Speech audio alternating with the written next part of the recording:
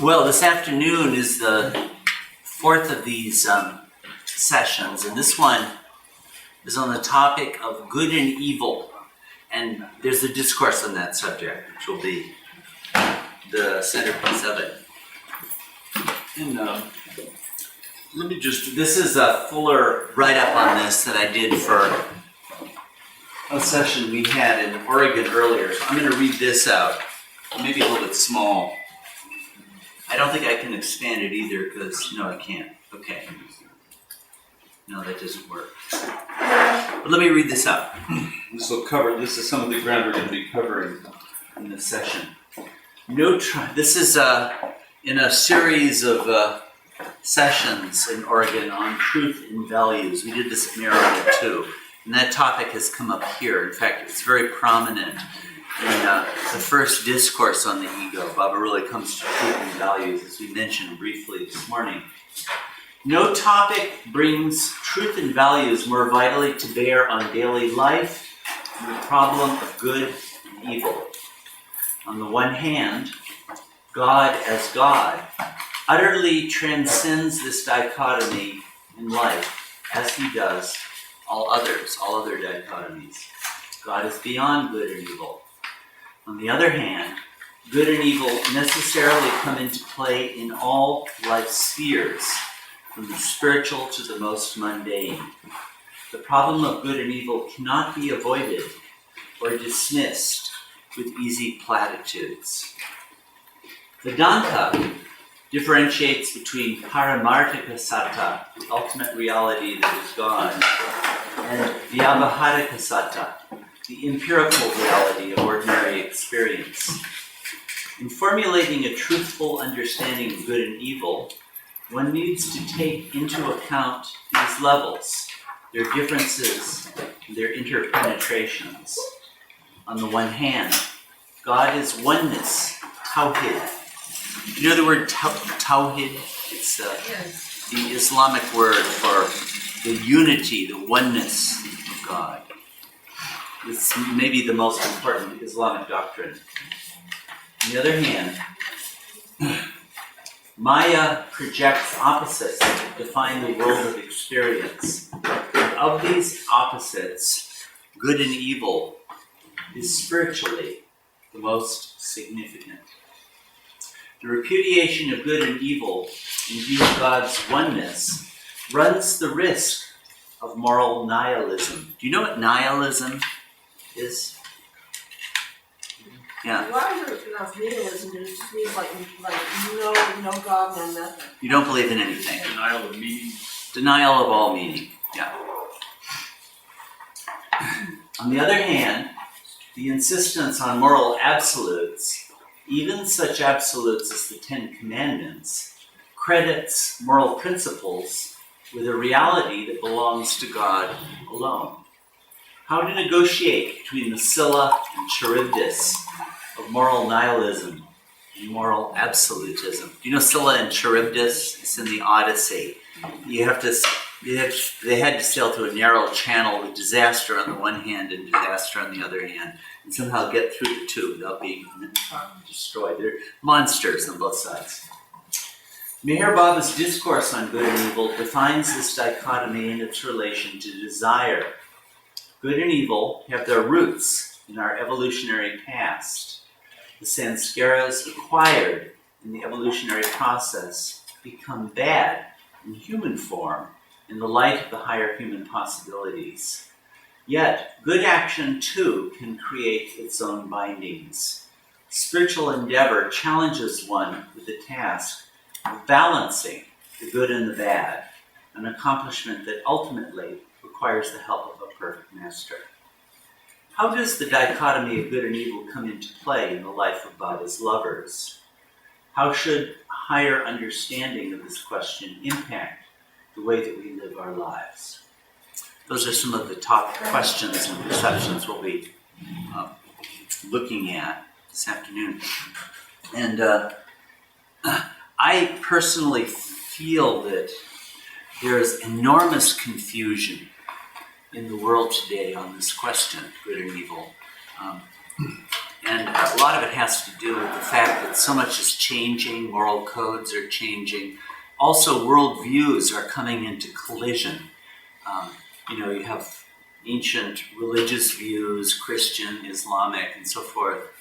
You have a secularism meeting with it. You have various forms of nihilism. You know what hedonism is?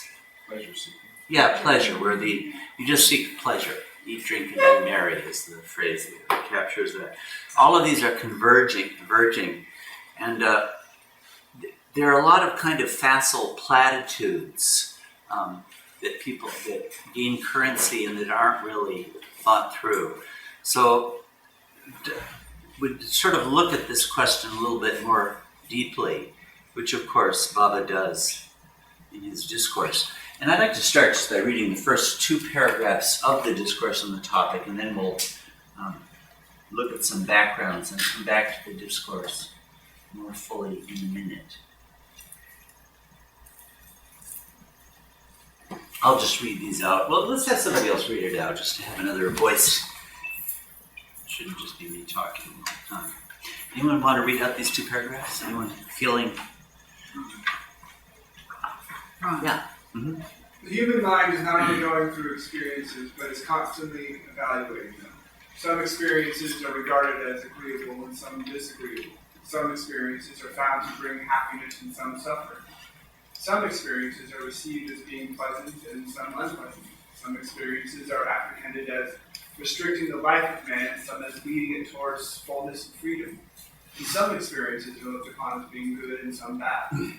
These are the opposites created by human imagination, when it is meeting life with a particular point of view. Okay, and just to pause here for a moment. One of the things that I've really been paying attention to in the discourses is where Baba chooses to start, the starting point that he picks for a discourse. And look at this starting point, the opposites of experience. Or he actually puts it, opposites created by human imagination when it is meeting life with a particular point of view. He's putting the dichotomy of good and evil into that context. Okay, you want to read on from here to the next paragraph? Man's conception of what is acceptable or unacceptable goes on evolving and changing according to the nature of desires, which happen to be dominant at any particular moment. But, as long as there is any kind of desire in his mind, he is impelled to appraise his experience in relation to that desire and divide it into 2 parts, the one contributing towards its fulfillment and therefore acceptable, and the other tending to prevent its fulfillment and therefore unacceptable. Instead of meeting life and all that it brings. Okay, let's expand this. Okay. Instead of meeting life and bringing all that it brings without exception, entanglement, or shirking, the mind creates a standard whereby it divides life into opposites, one of which is regarded as acceptable and the other as not acceptable. Okay, so just sort of hold this thought. Baba has framed the issue by the opposites of experience in their relation to desire. It's kind of a surprising starting point if you're going to talk about good and evil, isn't it? It seems, at least I find it striking that he begins there. So now I want to come to some of these, some of the metaphysical backgrounds to this whole perspective. And returning to a little bit of what we talked about yesterday when talking about Maya. Let's see. Actually, okay, I know I'm hitting you with a lot of very high stuff, but this is a very high-minded group, and nothing is beyond you.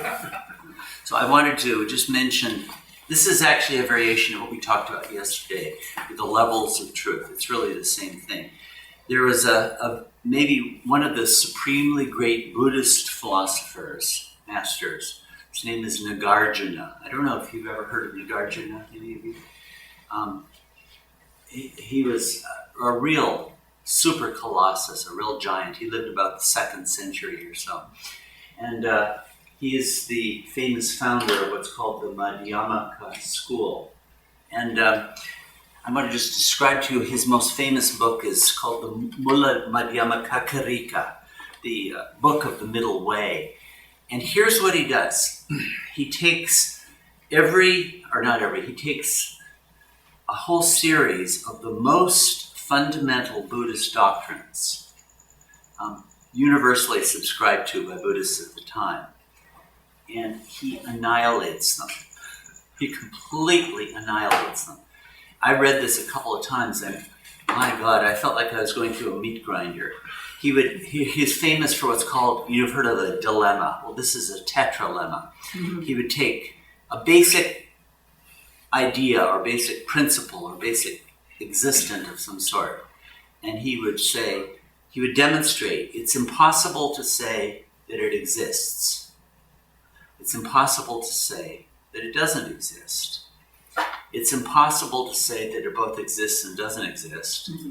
And it's possible to say that it doesn't exist and does exist. Or anyway, whatever the opposite of that would be. So by the end of it, I'm saying, well, then what the hell can I say? And if you're a Buddhist, he's taking the basic beliefs and doctrines of the Buddhist religion.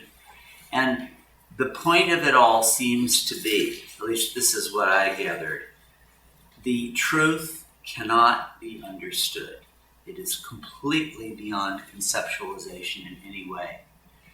I've heard it commented, why is it that no one ever doubted that he was a Buddhist? He annihilates Buddhism, and yet he's regarded as one of the greatest Buddhist philosophers for this reason. This is what we could call the real nihilism. That is to say, this universe does not exist, and there is nothing you can say about it that is true. It's the most ruthless demonstration of that I've ever seen. This would be the ultimate truth, and we were talking about it yesterday. I'm talking about it from a Buddhist standpoint, but in Vedanta, ultimate reality, if you recall, we talked about ultimate reality or paramarthika satta. That's the word used in Vedanta. And actually, Nagarjuna uses the same truth, same word. In fact, in Buddhism, the word that he would have used, he was the great articulator of this doctrine more than anyone before him, is shunya. Shunya. I don't know if you ever heard of the word shunya. It means emptiness or nothingness. I think it corresponds to what Baba means when he says the nothing, the everything and the nothing with a capital N. This entire universe is nothing. So if you want to say, well, what is true? There is absolutely nothing you can say that is true if you want to be rigorous about it. Because in reality, none of this exists at all. There's no division. There's no separation. Right? On this level of truth, to come to our topic, on the level of, so Nagarjuna has had this idea too. Like Vedanta has this level of reality. So did Nagarjuna. That there is no such thing as good and evil. If you want to really be on the highest level of truth, God is beyond good and evil. Right? That is just, I take that simply to be the fact of the matter on the highest level of truth. Do you all agree, or what do you all think? I mean, I think it follows inexorably from Baba's assertion that God is non-dual. Okay, so then is Baba a kind of a Nietzsche? Beyond good and evil? By the way, I don't know if you know Nietzsche, but there is a book, MeherBaba, on war. I don't know if you guys have it. Do you have it here? Mm-hmm. Yeah, it's in there. And a number of years ago, I was opening it and I read this, the opening page or so. And it was something by Zoroaster, so it said. And I was reading it and it seemed mighty peculiar. And I was like, where did Zoroaster say anything anyway? Nobody knows what he said. And it was sounding really weird. And then I found it was, Thus Spoke Zarathustra by Nietzsche. What a way to start a book by MeherBaba on war. The poor editors thought it was Zoroaster. Here he is, one of the inspirers of the Nazi movement. He's not to blame for Nazism, but it's not the way that I would choose to start a book by Meher Baba on war. Nor would I choose to identify Meher Baba as beyond good and evil with that of Nietzsche, who wrote, I think he wrote a book with that title, as I recall. Okay, but you can see that may ultimately be true, but to leave it at that invites trouble, does it not? If you say there's no such thing as good and evil. Okay, here's the, but now Nagarjuna, after, I don't know, his book has about 20 chapters or so. I'm mentioning this is one of the greatest books in world philosophy, for sure it is. It's one of the most influential books of Buddhism, Mula Madhyama Kakarika. After doing that, then it's suddenly in the last 2 chapters, he comes back to all those same doctrines that he annihilated and reaffirms them all again. It's like, what have you been doing to me, guy, for the last 18 chapters? And here is the explicit rationale that he gives that is accepted in his school and in much of Buddhism, that on the level of conventional empirical reality, all these things hold. These doctrines are true. Ultimately, none of them are true. So once again, we have this idea of different levels of reality. There's a supreme reality and there's empirical reality. We were talking about this yesterday, right? And yesterday, bringing up Maya. Maya was what creates the appearance of this false reality. It makes it seem to be real to us. That's the explanation Baba gives. So returning to that again, and to just anticipate within, in fact, instead of anticipating, let's talk, what would you think might be some of the problems if you simply say there is no such thing as God, good and evil? Are you guys cool with that? No. For daily life, it would create a lot of problems. Like what? People thinking whatever they do is, hey, if there's no good and evil, then why don't I do what people would consider evil, but I'll call it good? Yeah, these things don't exist. I want to go shoot somebody, I do. I want to go rape someone, I do that, you know. And I personally feel the last 30 years or so, there's been a lot of kind of facile, over-quick dismissal of ethics on these grounds. Like, you know, sometimes people will say, well, never judge, okay? Well, would you really want that rule to obtain throughout our entire society? Never judge anything? Like on one level, you have to. Like somebody tells me, I don't know, Rosie just bought me a refrigerator. Bought a refrigerator, okay. So I'm buying a refrigerator now. And I'm saying, okay, this refrigerator, it's a great bargain. It's used refrigerator. She got a new one, but it's a new used refrigerator, and it's mint condition, and I'm selling bargain price, $1,500. In fact, a new one could be bought for that. So do I not judge? Do I not judge? Is this person telling the truth? Is it really a thoroughly renovated? Are never to judge those things? Somebody commits a horrible crime. Do we really not bring moral judgment to bear on anything? You know, it's really not. I don't know. You guys, what do you think? I mean, I hear a lot of things, never judge. I don't see how it's possible to living a life in this world, never to exercise moral judgment. Perhaps this is a reflection to the perfect age. The golden age would have people who would be pure in thought. Yeah. They would have no inclination to probably do, evil. But I guess it would be all good then. So there would be the good. So I'm answering my own question. Yeah. Yeah. Is there a difference between judgment and analysis?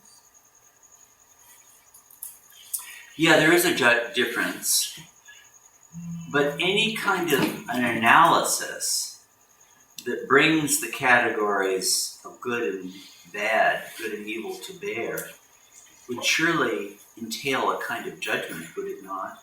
Even if you're not condemning the person, you would have to judge this is an evil action or this is a good one, wouldn't you? If you're bringing moral categories to the problem, how could you not?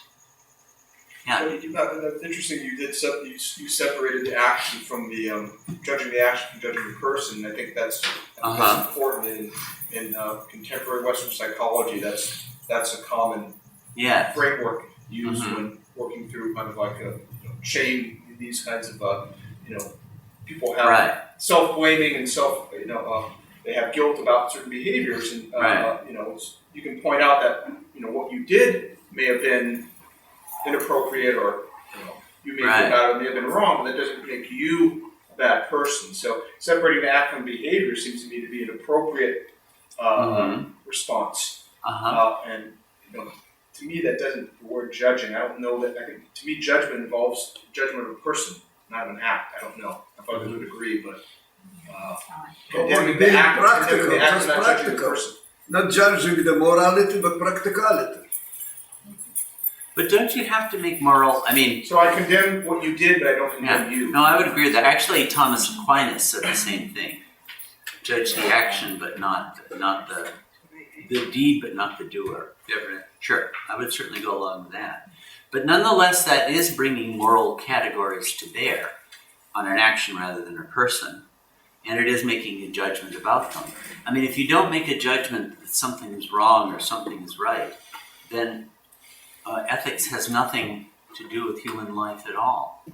Like I'm tempted to lie to somebody because I'll benefit from it. Well, don't I have to if I'm going to act ethically, don't I have to consider and make the judgment that's wrong and I shouldn't do it? Otherwise, I'll just do it, and ethics has nothing to do with it at all. And yet, did you want to say something? Well, I was going to say that to me, to accept this, what he says, good and evil, what he says about good and evil, to accept what he's saying that it doesn't exist, is to accept that it's not like a loss. Yeah. But it seems to me right off the I bat had in my head that these categories, Nagarjuna has the two truths doctrine. Ultimately, none of these things, none of these distinctions, categories, have any reality, Nagarjuna says. But in the empirical sphere, they do. Okay, come back. Yeah. What I was going to say is that it has to do with, you have to accept that we all have sanskaras. Yeah. When you accept that this person has to kill somebody to heal, then it's no longer bad. So that gives you acceptance of that action, and it's no longer evil. Let me bring up another example which will illustrate actually a little bit of this point in a slightly different way. Have you ever seen a cat with a mouse? Oh, yeah. When I was a kid, I saw it for the first time and I was kind of appalled. It's, you might think, animals are these cute, sweet little things, and they only kill other things because they have to eat. Well, you see a cat with a mouse and you find out it's not true at all. The cat would catch it and put a paw and let it run, and then put a paw there. If it were a human being, you'd say this is absolute sadism, because they're taking delight in torturing the poor thing. And it can go on for a long time. And in the end, they kill it. So they don't just kill it right off the bat efficiently. The poor mouse is having the supreme experience that it's capable of terror and misery, right? Like a human being, if a human being did this and was caught, this would be regarded as an absolute psychopath, a monster, someone who just let someone think they're getting away, caught them again, tortured them, put them through horrible pain and killed them. This would be about as evil as it could be in human affairs. Most people would feel that way. What about the cat and the mouse? Would you say it's evil? Because I wouldn't, actually. And the reason I would not is that the cat is a creature in evolution, and it's evolving towards full consciousness. And in that course of that evolution, it has to go through every kind of experience. And this is one of them. You know? The categories of good and evil don't apply to a cat.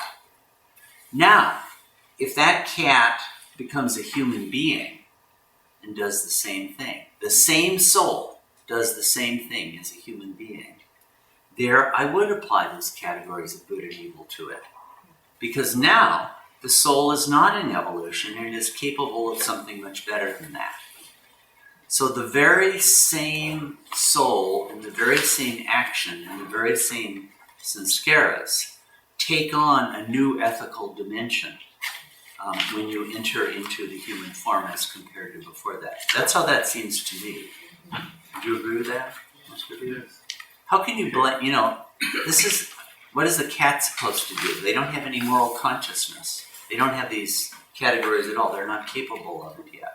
But Ward, couldn't you also say that among human beings also there are different levels of moral awareness, and that also has a kind of a, so to speak, a human evolution? You could make the very same case about all things human, that it's all determined by sanskaras, and that the culmination will be the realization of God.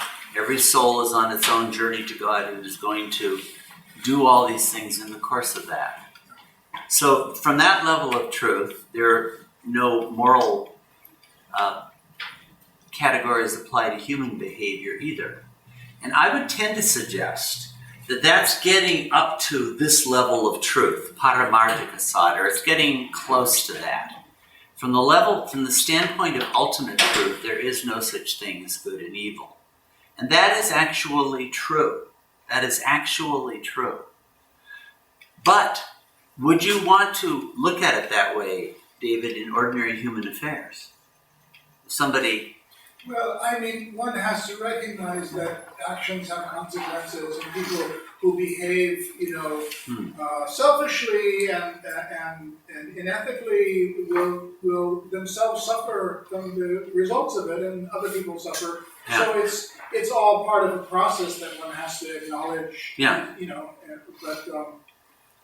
But nevertheless, it's true that people develop, a more refined sort of moral sensitivity through experience and through making mistakes and all that kind of thing. And so that's how some of it's done. That's how learning happens. Yeah, no, that's all true. I agree with that completely. Good and evil don't have an ultimate standing as moral categories. They come up, like in a society, you can't function without it. It seemed to me. Would you agree with that? Well, Gotta say that's you don't have wrong. to call it good and evil, but whether you call it one thing or another, basically something of that idea is there. Sure. That's what I think. I think a lot of times that which one favors, or that which one doesn't favor, that which one. Yeah. Even if you just treat it aesthetically, there's the aesthetically pleasing and the aesthetically, dislikable. What I find a lot of what happens is that people at present are very reluctant to use the words good and evil, but that's actually what they mean.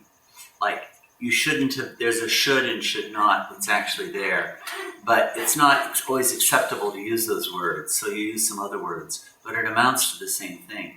I remember when I was a professor, all this sort of nihilism was sweeping through academia in those days, and I was going out with a couple of other professors to lunch, faculty lounge. And we were a very elite, pampered group, in my opinion, professors. And one of the other professors was saying, I take pride in having no moral values at all. So I was thinking, I didn't have the guts to say it, but I was thinking, okay, so let's suppose at the end of the month, you're waiting for your paycheck. and it doesn't come, and you talk to whoever it is, the university, and they say, no, I'm not sending it to you. And you say, well, I have a contract. And they say, we're not going to fulfill our contract. And you say, that's wrong. And you say, I don't believe in right and wrong. I'm not going to do it. Would you not care then? I've noticed people, when it comes to bear on them, all of a sudden the categories of right and wrong bounce back in full bloom. It's very hard to sustain that when somebody's doing it to me. That's what I observe. And I'm not asserting the ultimate standing of good and evil. In fact, ultimately, they don't exist. I do believe that. But it's not in our empirical existence. They're unavoidable. But isn't there a lot of subjectivity that comes into play anyway? I mean, across cultures, across time. Right. So that raises the question, I'll say two questions. On what basis should good and evil be determined? What is the foundation? What is the principle? And two, who decides it? That would capture a lot, wouldn't it? Those two questions. Do I decide it? Do you decide it? Does the government decide it? Does the church decide it? Does a religion decide it? And on what basis do they do so? Usually social convention, I would say, has a strong bearing on it. Yeah, there usually are societal norms that come to bear. But one could ask the question, okay, our society says this, but what is your foundation? What is your philosophical, religious, metaphysical foundation for asserting good and evil? I'm not asserting any particular standard of good and evil here. I'm raising the question, what is it to be based on? Right? Would you agree that that's a critical question? Yes, but I think they could have multiple answers. Mm-hmm. Okay. And a lot of it has to do is that there are multiple people. Well, it can come from multiple things. I mean, there's certain Perspectives. aversions to things that are just sort of innate. There are some things that might come from a religion. There's some things that might come from cultural practice. Uh-huh. So I think they all probably intertwine. Mm-hmm. Yeah, usually societies have to come to some kind of a working consensus on this one way or another. But that's not to say that it's ultimately true, Esther. Well, say take a kindergarten class. I mean, the first few weeks you have to teach you have to establish all the rules of behavior, or you can't get whatever learning is supposed to accomplish. And the same with the society, you can't get all the goodies you want out of the society without having rules, just like traffic rules in order to drive, or there's chaos, So there's a pragmatic necessity for it. One could certainly say that. Myself, I know I sort of didn't have a sense of, let's say undeveloped sense of empathy until I was about 14 or 15. I used to do things to my sister and all that because I didn't have it. And it's like I felt, all of a sudden, not all of a sudden, but I just realized how she felt. And that's why maybe the cat, that reminds me there's a dead mouse on the, when I get home I have to get rid of it. They have no empathy for the mouse. Right. And it's just a toy. They aren't even. So let me ask this question. Let's not take the cat, but let's make it a person who kills people like that. You say they kill people and they have no empathy. But supposing I'm that person and I say, well, I don't care. I don't have empathy. I don't give a damn. Don't you have to make a moral assertion that I should care? And that if I don't care and go on doing that, I should be punished? Isn't it pragmatically necessary to insist that people conform to a certain code of good and bad? Again, I'm not asserting. Arguably, it's compassionate to you to do so, because Yeah. if you're allowed to do that without some check and then you're doing harm to yourself as well as others. The punishing of you, whether it be by putting you in prison or putting you in a mental institution, doesn't necessarily have to be the motivation. The motivation can be to protect other people. So, Right. Yeah. in terms of serving what's practical and pragmatic, it doesn't really have to involve judging your behavior. We're going to do what's for the greater good of a larger number of people, and that might mean institutionalizing you or putting you in prison.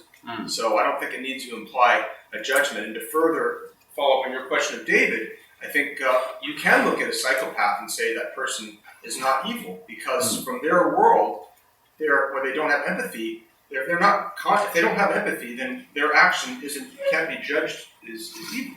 From our external viewpoint, it can be, but from their worldview, it's not. So I think it's not really. You don't necessarily need to judge the person's.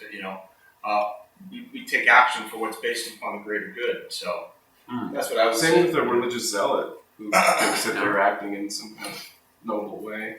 That's right. There are plenty of cases of that. Yeah. What I was going to say is that who decides what's good and evil, I think, is consciousness. Yeah. It depends on what your society, it's evolving, it's changing constantly, and what right now is good, tomorrow is not good. And that's just a level of consciousness, a level of awareness, what decides how to judge something, an action or anything. So right now something is good, but in 1,000 years, it's not going to be good, or the opposite. Basically right now, the way I see it is what we see as bad, we're not going to have that anymore. Like all this killing or whatever. It's not gonna be part of society later. That's how I feel about the way consciousness is evolving. The small kids, they have a very, very high level of consciousness. But once again, to say a high level of consciousness presupposes that when you get a higher level of consciousness, you don't do these bad things. So there is a moral dimension in this that is assumed even. Yeah. But I mean, I'm actually agreeing that when you say that, like say a psychopath, ultimately the categories, from the highest level of truth, the categories of good and bad do not apply to that, or not just a psychopath, to anybody. I do believe that ultimately that is true, and ultimately everybody is on their journey to God, and there is no such thing as good and evil. I actually do believe that. But on our level of empirical reality, it's impossible to function that way, individually and societally. So we have a kind of an antinomy here. I think it's just what is true on one level of truth doesn't work on the other level of truth. I think that's how you feel right now. But you're not going to feel in your next life, you're not going to feel the same way. But let me also speak to this about how moral truths are relative. That is true to an extent. I was a professor of Old English, and this was like the year 800, and one of the major ethical values then was the code of vengeance. And I came to understand that in that circumstance, that was right, actually. So like, let's suppose we're a tribe, which is an extended clan, and somebody from the San Francisco group, which is another horrendous, despicable tribe, they come and they kill one of us. Well, what happens if we don't kill one of them back? Which of course they deserve anyway, for sundry reasons, even without any crime. But if we don't, everybody, in Myrtle Beach, they're watching, and India, they see the LA group doesn't do a darn thing when you kill their people. So let's go ahead and do it some more. But you wouldn't necessarily want to just kill them. You might want to, take their stuff, or they won't defend themselves. So you have to actually do it to protect. It's a system of laws, what it amounts to. So in that circumstance, actually, the code of vengeance is right. And someone who did not exact vengeance would be regarded as a bad person. It was so in Anglo-Saxon England. It was so. I mean, I knew it well. And in that situation, it was right. So you could say, well, there's no such thing as a code of ethics that governs everybody, using that example.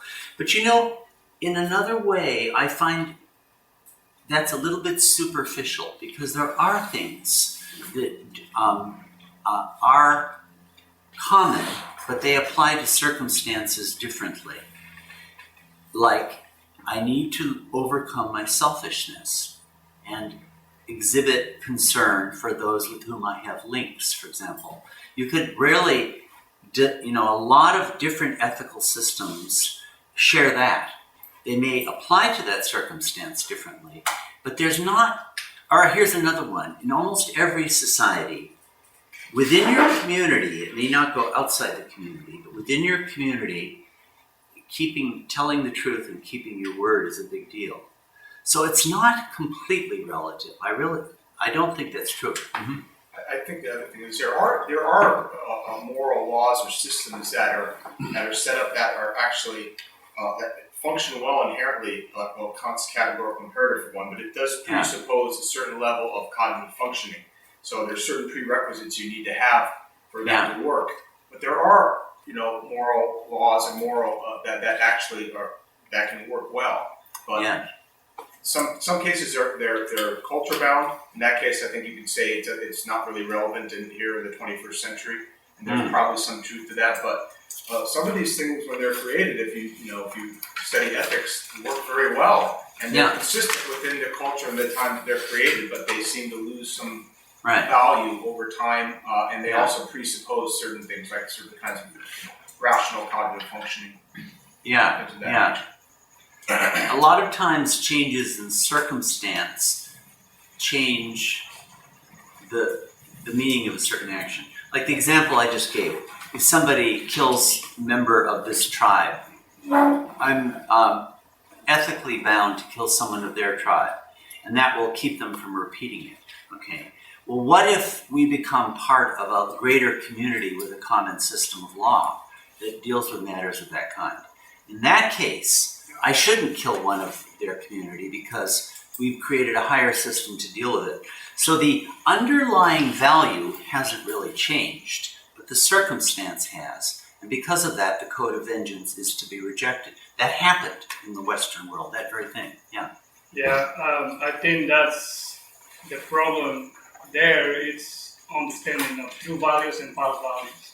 Yeah, it is. When you understand and act according to that understanding, then that evil, good and evil, is not there anymore. Because it's just an action that it or something that it has to happen. Regardless. But I think that good and evil are pragmatic necessities, and a lot of what happens is verbal evasion. Like say, no, that's really not appropriate here. Appropriate. I sort of think it's okay. People want to use that. It's okay. It's kind of like a verbal dodge. It's like saying you shouldn't do that. It's not right. But you're not supposed to say that. So to really deal with the fundamental question, how do those categories situate themselves in human life in view of the fact that ultimately they do not exist? Clearly acknowledging that point, that God is beyond those things altogether, then how do we situate them? And more fundamentally, on what basis do we make such determinations? All right, if you want to say appropriate and inappropriate, but I think just be straight about it. We're talking about good and evil. On what basis do these relative truths get formulated, and who decides it? That's a real big question. Well, most of the time it's cultural. It's like. But even cultural, see that doesn't even answer either. Because who? Is it the religion? Which religion? Yes. Is it the government? Is it a political party? Which party? Does Fred decide it? Does Mary Kay decide it? Does the president of the LA Center decide it? Do the active members decide it? Is there a revolution and they kill the active members and decide it that way? Who decides? I would like to suggest this. The best one to decide is the avatar of the age. That actually it is best if a moral system is founded on revealed truth. So then, if that falls in violence of the just or something like that, when Bob's concepts they talked about, that would change. Certain things would be changed. We would have to change certain laws, obviously. So we'll see what happens. How would that look? What would that look like? Well, I'm not talking about what should be done in terms of law or anything like that. As the avataric manifestation unfolds itself, the whole world has changed. But I'm just asking, on what basis ought, let's say, me, I'll just say myself, but maybe others with Baba lovers, on what basis to formulate an understanding of where good and evil fits in and what principle determines it. And I would submit that the best place to go is to Baba himself. You know, like Muhammad, the prophet Muhammad, established a state, really, and created the foundation for the Sharia, actually. It was, maybe he didn't actually create the Sharia in its current form, but it was built directly on what they understood him to have said. Well, Baba really spoke very harshly. His shariat was the form of the word he used. He criticized it constantly. Jesus was highly critical of the law, of legalisms, and sort of emphasized an esoteric approach to God and the truth. So it seems like the avatars can't get their act together. They keep contradicting each other. But what I would suggest about that is times have changed. The avatar has the divine knowledge and the divine wisdom to know what an age needs and gives a formulation that sits the age. And the best thing is to accept that as a revealed truth and build on that foundation. I'm sorry, Fred, I haven't. Yes, in regards to, in the mid-70s, I was in India during Amartiti, and we talked with Erich, and the Vietnam War was raging, and we were talking about people going to the war, and I said, Erich, if India government asked you to join the Indian Army and you were constricted to serve, would you serve? He says, yes. I says, you would? You'd go to the war? He says, yes, I will serve the law of the land. Mm-hmm. And he said, the law of the land asks me to serve. I'm not going to run away from it. And I was sort of like really surprised with the answer. Shocked, yeah. The law of the land is what guides him with his decision. Yeah. With good or... Yeah. Now, so all of this, I mean, I'm not meaning to say that we should disregard the law of land or anything. What I'm actually talking about is on a more fundamental level. How should we determine what we ourselves take to be true on this? How to apply it is another matter. Let's go to the discourse. We read the first two paragraphs and look at what Baba gives as the principle. I mean, I think this is, only Baba could have done this. What the foundation of good and evil should be. That's what he's talking about in this discourse. And he enunciates the principle very explicitly. It's really marvelous. It's not here. It's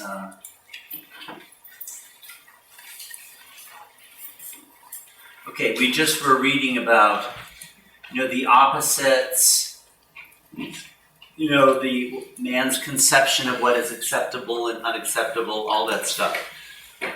Now we get to the enunciation of the root principle that he's going to use. And what he says is this. He's talked about the opposites created by the human imagination. Because, the human mind keeps dividing things into opposites, one of which is acceptable and one of which is unacceptable. And the reason it does so is because it desires things. Otherwise you would accept, in fact, let me just reread that sentence. It's such a good statement of it. He said, very bottom here. Instead of meeting life and all that it brings without expectation, I mean, obviously that would be the higher way to go if one could do it. Instead of doing that, entanglement or shirking, the mind creates a standard whereby it divides life into opposites, one of which is regarded as acceptable and the other as not acceptable. Okay, that's where these opposites come from. And this is the limited, ignorant mind operating under Maya that does this. Now we get his fundamental principle. Of the opposites created by the human mind, the division between good and bad is spiritually most significant. Notice he credits it with that. It is spiritually most significant. And this is what it's based on. It is based upon man's desire to be free from the limitation of all desires. Now, I think that's stunning, actually. So, if you desire to be free from spiritual bondage, that is the motivation for what I would call good. And on the other hand, okay, here's what he says. Those experiences and actions which increase the fetters of desire are bad. And those experiences and actions which tend to emancipate the mind from limiting desires are good. That's the standard he proposes. Since good experiences and actions also exist in relation to desire, right? It's based on the desire to be free from the fetters of desire. That's a desire too, isn't it? A desire to be free from the fetters of desire is a desire. Since good experiences and actions also exist in relation to desire, they also bind in the same way as do bad experiences and actions. That's his basic principle, you know. Good is binding, but you might say good is the best desire because you're wanting to be free from desire. That's the standard he uses, freeing yourself. And what causes desire? We haven't talked about it at these seminars. Sanskaras. They're rooted in desire. They precipitate desire into our consciousness. If you want the desire to be free from that, could be called good. And what increases that bondage is what could be called bad, the bad. That's the standard he's giving here. And notice it is not ultimate, because the good too is a desire. What do you think? Yeah. I find it sometimes easy to measure that and sometimes impossible. To what? To be able to measure what is expanding consciousness and what is limiting it, or binding it, or emancipating it. Like, how do you measure that? So one of the things you're pointing to is that this doesn't give you a set of rules. Yeah. You have to have spiritual understanding, right? You have to know what increases the bondage of desire and what does not. So actually, you need to study all of it. No, you need to have a real spiritual understanding of the human condition, sanskaras, what is entailed in liberating oneself from sanskaras, what increases the bondage of sanskaras. This, it seems to me, is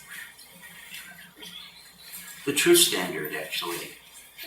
Not what our society tells us. It may coincide a lot of times.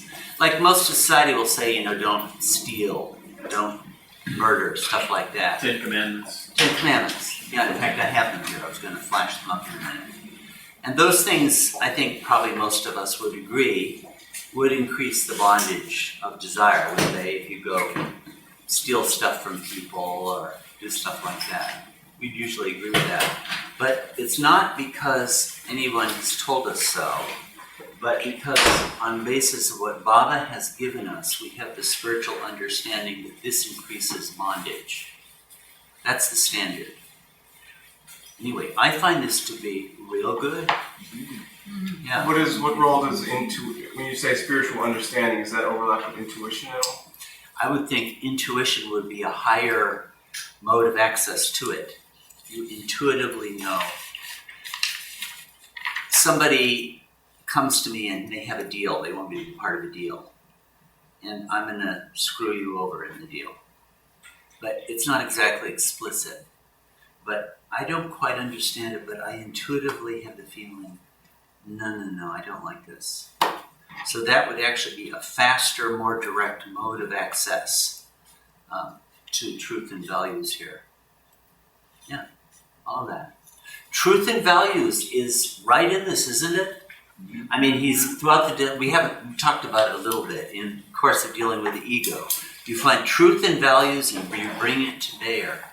That is part of the process of annihilating desire, truth and values.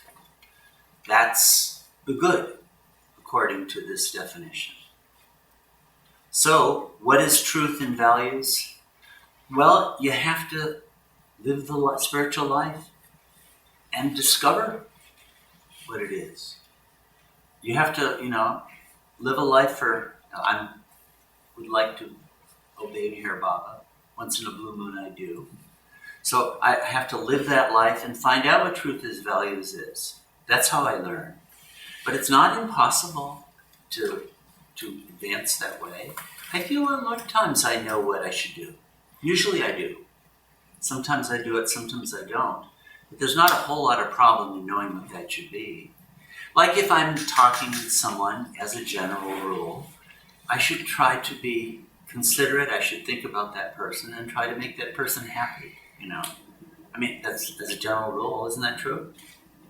Sometimes I may not feel like it, but I ought to try to do it. You usually know. At least I usually know what I should do.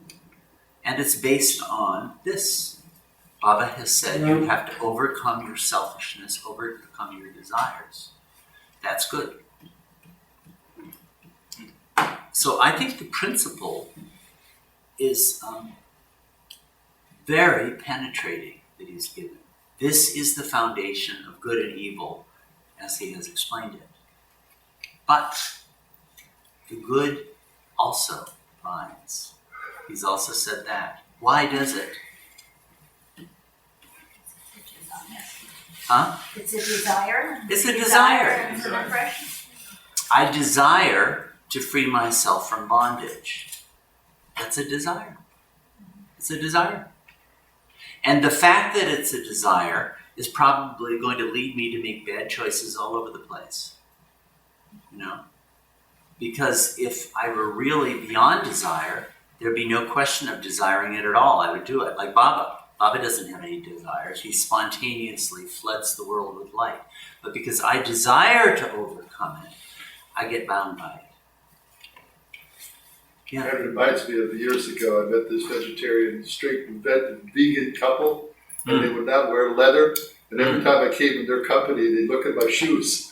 Yeah. And even though they were wonderful people, I started feeling this uncomfortable feeling because I had leather shoes. But anyway, that's why. You're bad, man. Yeah. They bound them. Yeah. Yeah, I mean, okay, so we won't try to go into that. There's a question of, yeah. I'm curious what you brought up earlier about, in terms of having a law of the land or basing your culture or society upon some absolute truth in terms of values of good and evil. How, in your minds, I don't know if you've thought about this, but how would you propose something like this if you wanted to take the Avatar's words and make that the foundation of your cultures, of your laws? How would you imagine that would be carried out? I'm just curious. Well, I mean, this is raising a big question that actually the discourse does not address. And I would put it this way. How do you relate this standard which Baba has proposed to the question of individual conscience and collective ethics?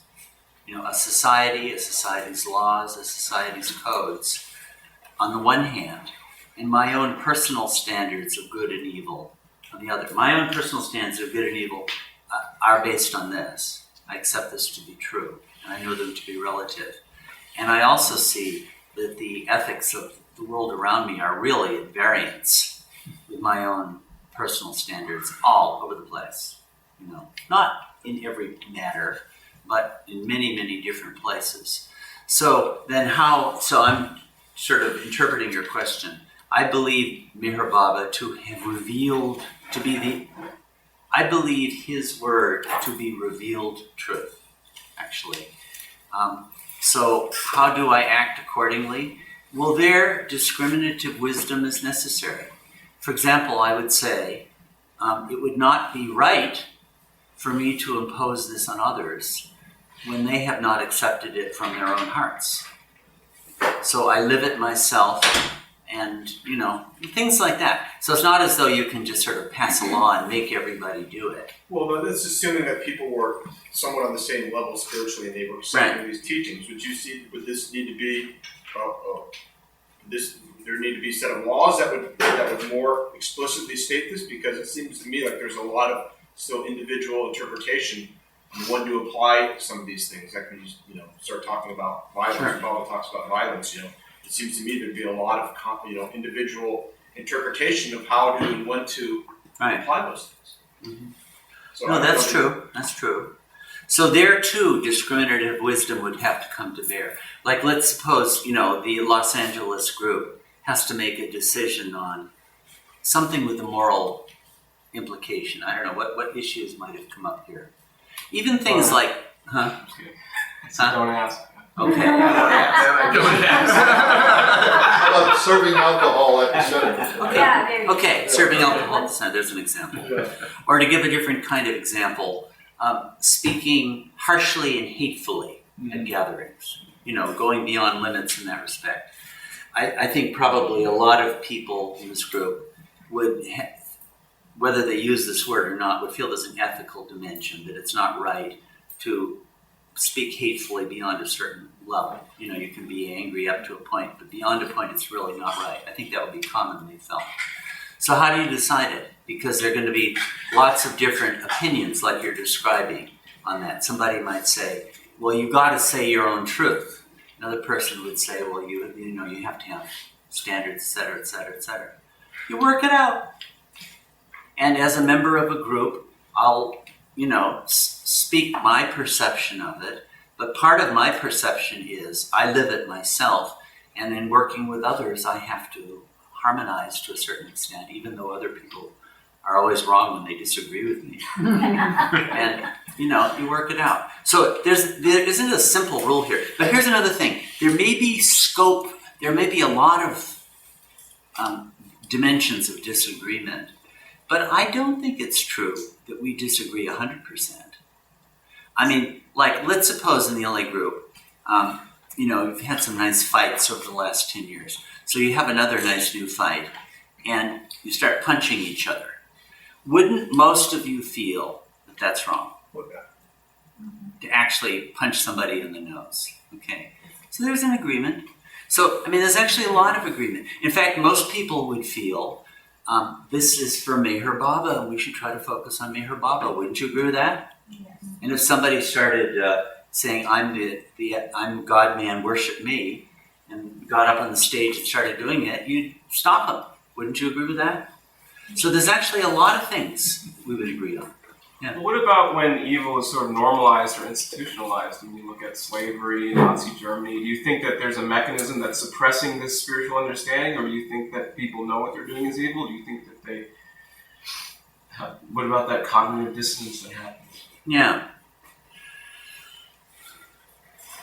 Well, there's a vast history with all kinds of monstrous things that have been done. I can't explain it all, but I can assert, or I can affirm what Meher Baba has said, that if you want to ascertain what is good and what is evil, this is the deepest articulation of the truth. Let's suppose I'm living in a society, all kinds of societies have had slavery. Let's say I'm a Mongol, one of Genghis Khan's people. That's where the word slave came from, Slav, the enslaved. So old Genghis is, butchering people right and left, and somehow I had the fate to be born. I'm part of that whole thing. Okay. Well, I may not be able to stop it, but I can actually look within my heart and say, I really don't feel this is right. And I can mitigate it. I can do something to mitigate it, like that. It's not always possible to completely transform your universe, but you can begin to act on a higher understanding of the truth. You can do that. I don't have the answers to all these things, but what I do think is that this is the standard. This is the standard. And what this means is, actually, to put it another way, what the good would be, the desire to free yourself from the bondage of desires. That is, The desire to become one with God. That's what it means, actually, right? Yeah. The desire to become one with God. Because it is a desire, it binds. That's true. But it's the highest form of bondage.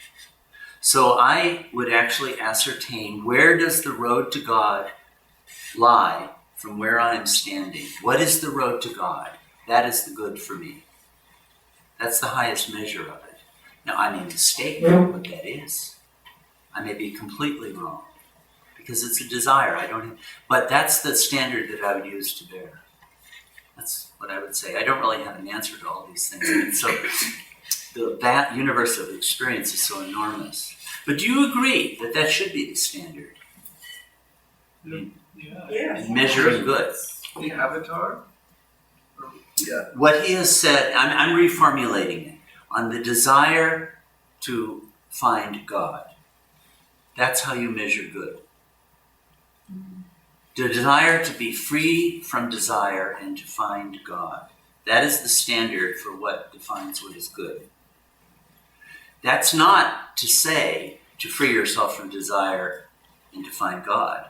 It's the desire to do so, which binds. It's binding. But according to Baba, that's what in reality is happening. It's just the way it's happening is we judge it not being good, but in reality that's what's happening. We're trying to go towards that in our own way. So it's always happening anyway, because the whim of God is moving everyone towards God. No doubt about it.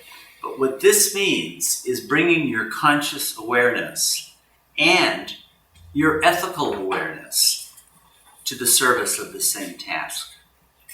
Where I'm bringing my standard of good and bad. Here's the thing. I don't think anybody can function without a standard of good and bad. I don't think it's possible.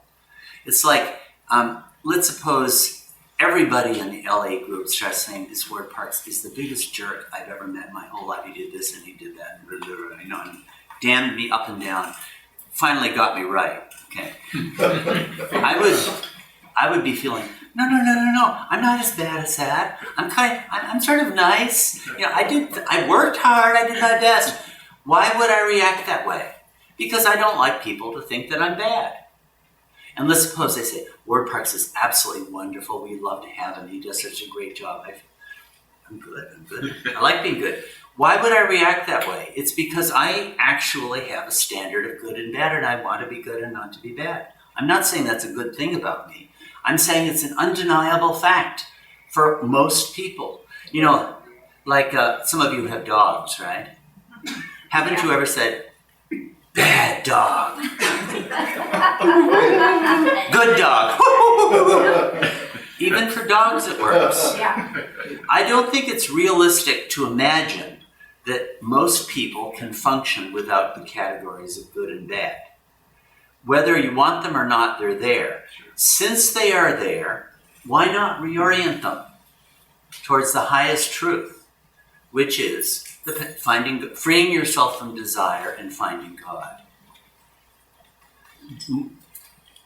Good morality reoriented. That's what we're talking about. Yeah, I think good and bad sort of come along with having an ego, having that seat of individuality that asserts separateness. And as soon as you assert separateness, you imply, the implication is that there's good and bad for your separate individuality, or your ego. It's either good or, like you say, it could be good or bad. Anyway, I would hope that it could take many lifetimes to accomplish that for the individual. Yes. And for society, and for even smaller social groups like the MeherBaba Center, it could take a long time to work through trying to integrate this kind of belief, really. Right. And that this is this is good to go in this direction. But over time, it can be integrated. I think so maybe too. Gradually. Yeah. And with jumps and starts, starts and stops, and not perfectly, perhaps. Right. But you can get closer to it over time, I think. And so I think that's true. Like some of the questions about how does a collectivity, a group, a society, a nation, reorient itself towards a higher standard like this. I think that's exactly what happens. It takes time. Like, we have a big battle over should there be alcohol at the center, or to what degree can you fight at meetings at the center. And someone takes this position and someone takes that position. And over the course of time, through shared experience, people come to an understanding this balance is the best one for us. And most people would sort of agree, yeah, okay, I'll go along with that. And that becomes an accepted standard of the good. And then 20 years later, it changes because of changing circumstances. And it always will change. But the standard is always going back to this root. What actually is the path to God from where we are? And we define that as the good. And I'm going to jump to the very end of where I wanted to go in this. I would like to suggest that the highest standard, at least for me, is to reorient the categories of good and bad completely towards the pleasure of the beloved. Yes. Because I feel, when Baba says, please me, he never put it this way, but he is tapping into that moral center. It's like if there's somebody who I regard as better than me and above me and who I worship, and they say, what a good job you did, Lord. I feel so happy, and you screwed up, and I feel terrible. It's fundamentally the moral center is activated by that. When Baba expresses his pleasure or displeasure, Baba himself is way above that. When Baba expresses displeasure for me, he could have completely his own reasons that are beyond my understanding altogether.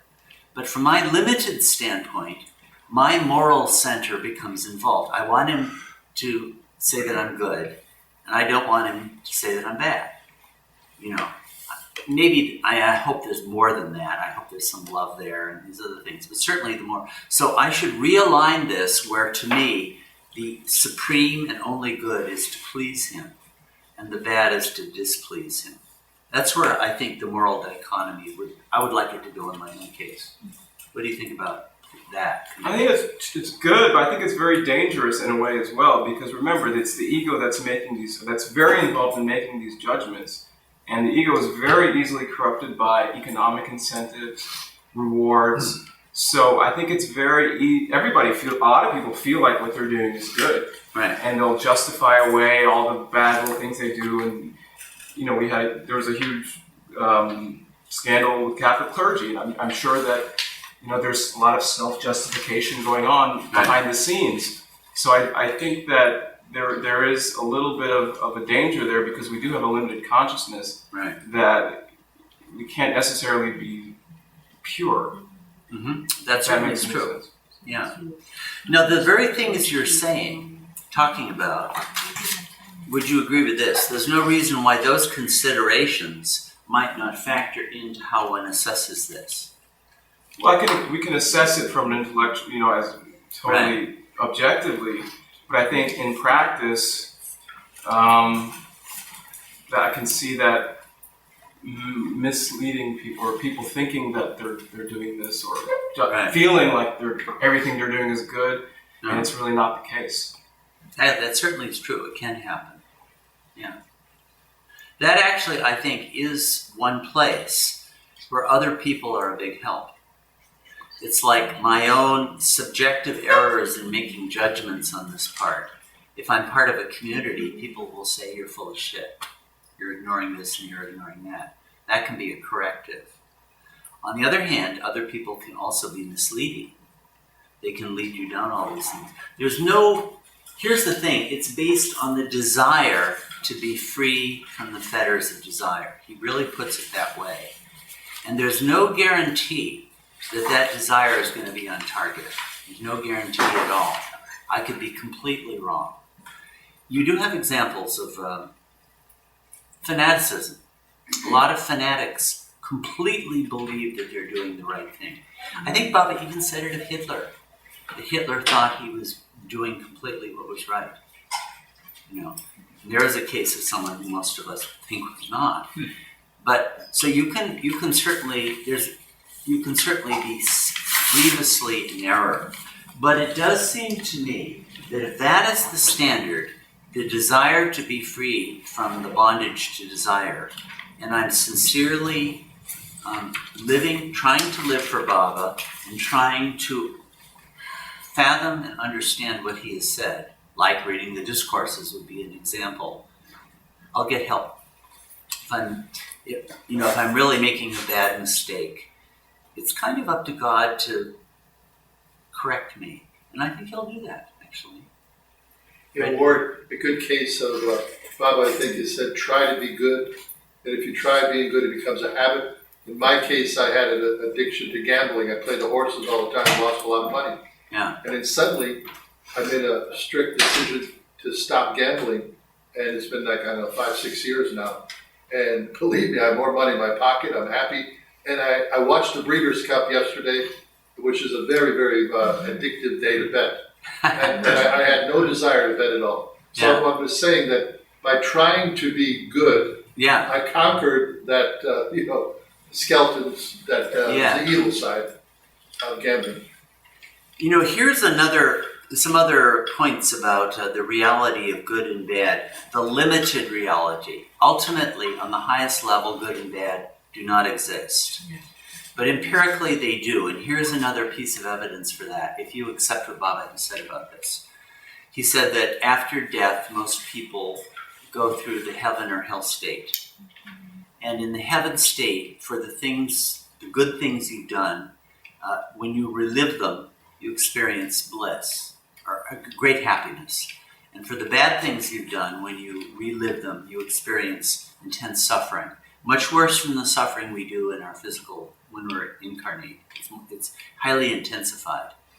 Well, if you want to say that good and bad have no reality at all, well then happiness and suffering have no reality either, do they? No, they don't. Because one leads to the other. Yes. So if you can really hold to that view, Yes.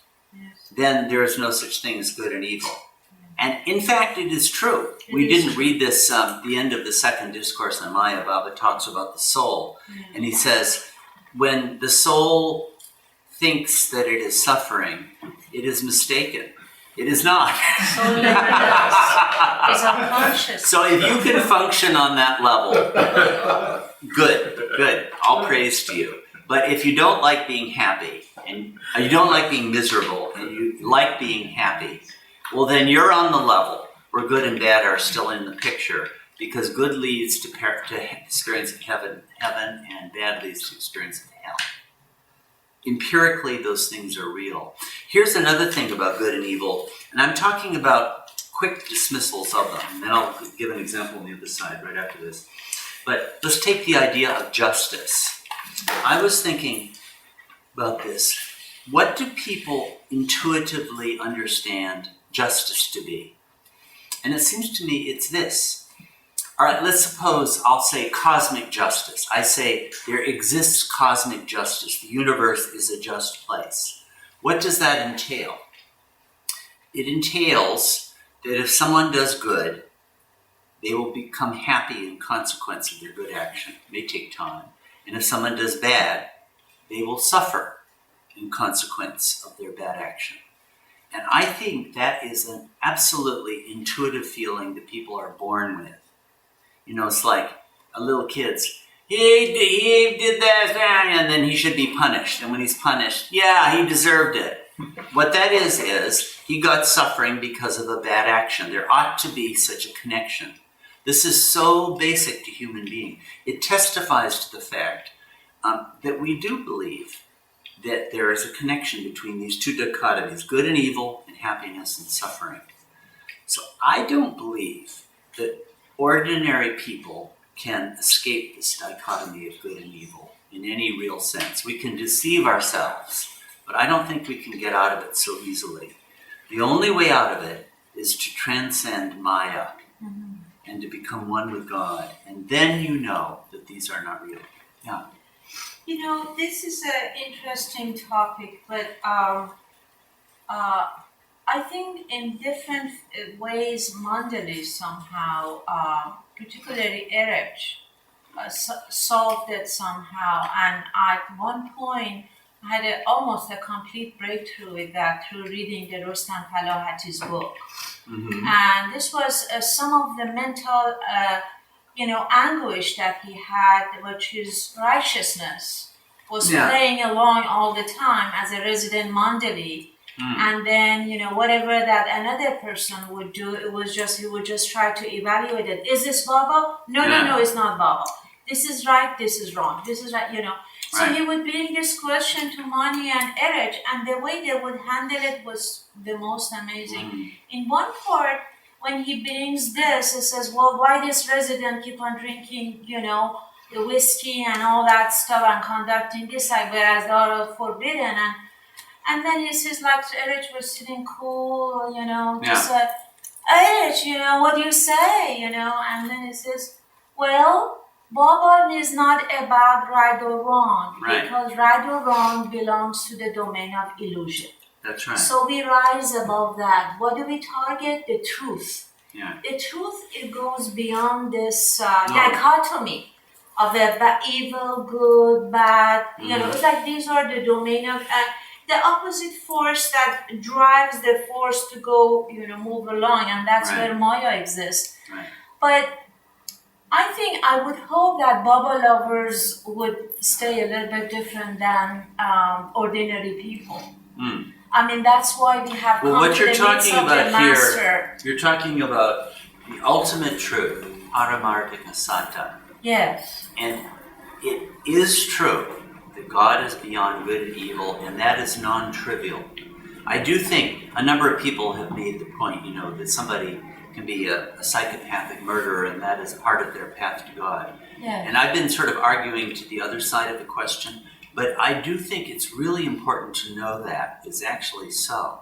Yeah. And even if someone is behaving terribly, we really don't know where they are in their path to God. Yes. Some of the, I've seen some of the stuff with the Mandali where certain ones behaved really badly. I mean, genuinely unethical behavior. I really have seen that. And it was kind of shocking. And I had to, or here's an example on the other side of the question. The famous case of Valmiki, the author of the Ramayana, the story of Ram. It's a famous story. And he had been a thief and murderer, the story goes. Erich would tell us the story. And he had would murder, rob and murder people for money, and supported his family that way. And his wife and family didn't know, apparently. I don't know how they managed not to know for so long, but he had killed 99 people, story. And then he told his wife, and she was appalled. And I don't want this. And he was a bit shocked that, it's supporting the family, is what he figured, I guess. So he wound up going to a master, and the master took him under his wing and told him he should sit at a certain intersection of two highways and repeat the name of Rama, Rama, Rama, Rama, Rama. And there's more stories about that. But he was doing it and was wrapped in meditation for a long period of time. And then one day, a horseman came roaring along the road and came up to where he was at the intersection in his meditation. And the horseman ordered him out of the way. But Valmiki was so lost in his meditation that he didn't even hear him. But the guy on the horse didn't know this, so he got off and hit him.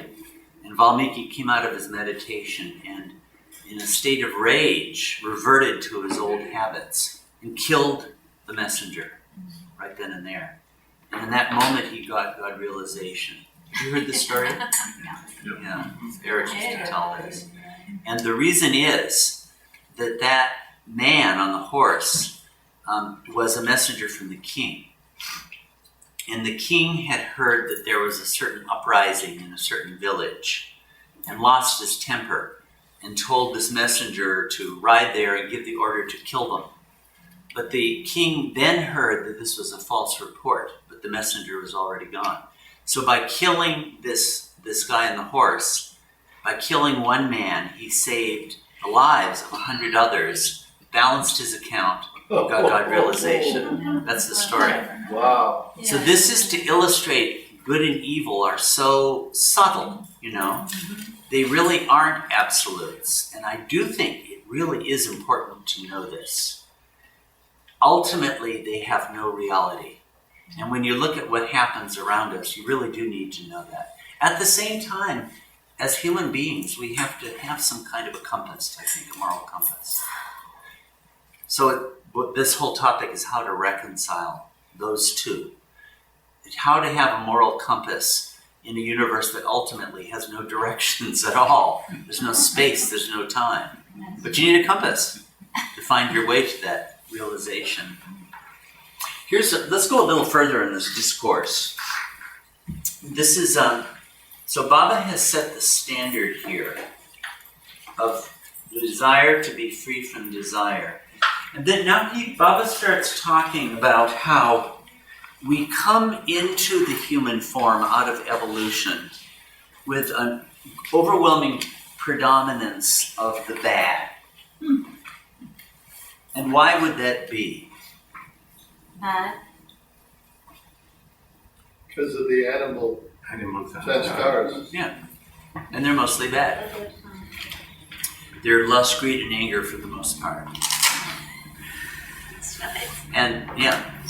I was wondering, we all have pets, and they're super lovable and wonderful. The mice don't think so, but the humans, though they have all these good sanskaras, how are they ever gonna balance if they're all good? I mean, well, they aren't good. I mean, they're good to their peers or to humans. Yeah. They are good to lesser species.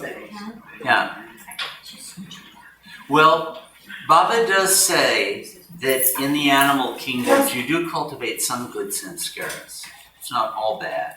And in fact, it would be impossible if there were not good in that states also, the good could never be achieved or experienced. That's true. But they're mostly bad. And it's like, because we love our pets, we take a very benign view of them. But let's say with a dog, it's like good dog. It's because it sat down and wagged its tail and waited for me to give it a dog bone. In other words, there's a payoff there. It wasn't pure love at all. And actually, for most animal sanskaras, that's the case. They're overwhelmingly dominated by love, by the I desire. think my cats are dominated by love to humans.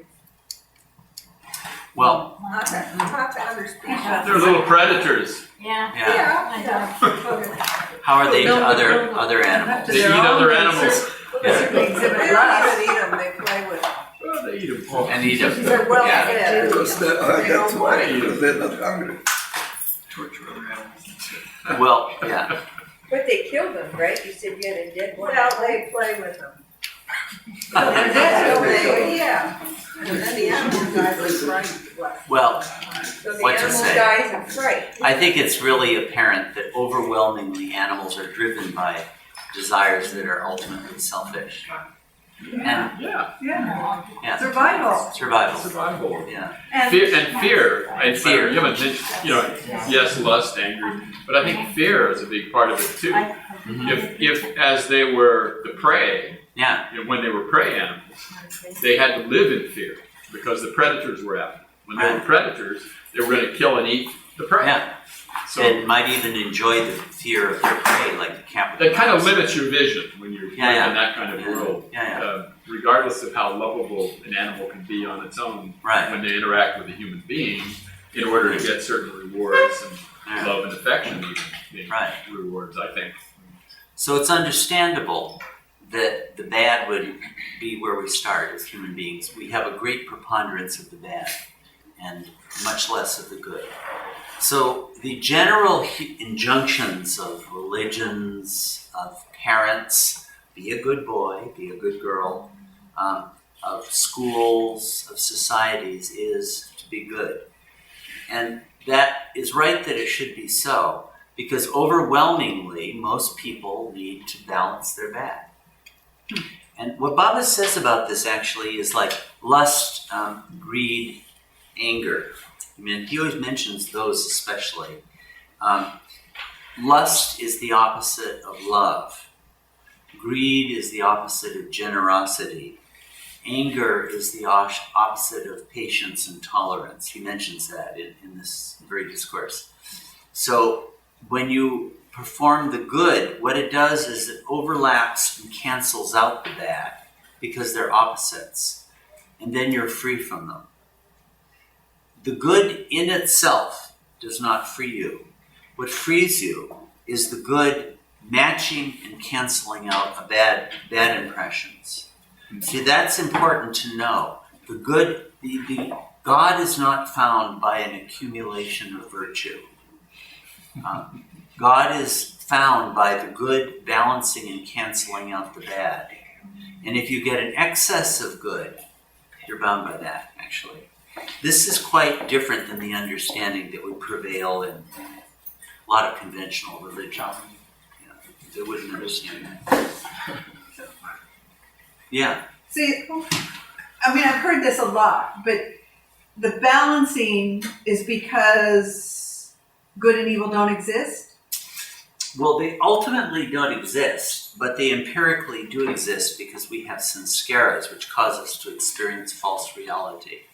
And because we have a preponderance of bad from the legacy of evolution, all of those have to be canceled out before we can be free from those samskaras. So there has to be an overlapping of the good by the bad. They have to precisely match. Is that it, responding to what you're saying? Oh, I was just curious why the good couldn't just outnumber the bad, and that would. Because then you're bound by good samskaras. Mm-hmm. Baba gives an example of that in this discourse. He talks about, let's see what this is. Like, this is one of the problems, I think, in religious life. Prison of good. Is it next?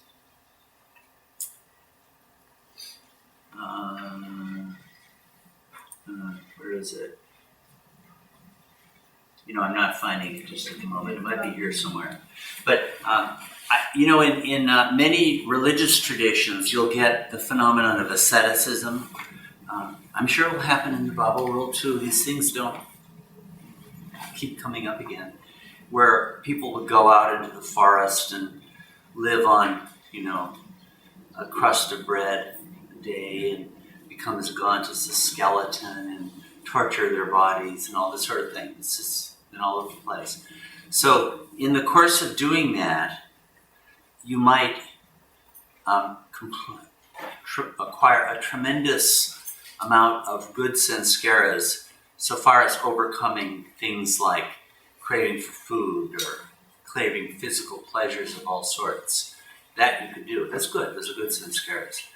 But on the other hand, there could be other sorts of bad samskaras that you're not addressing at all, like being hateful towards other people or being proud or stuff like that. So you can get way out of balance, and you've got a huge excess of one kind of good. I found that thing you were looking for. Yes. What page is that? Oh, it's different.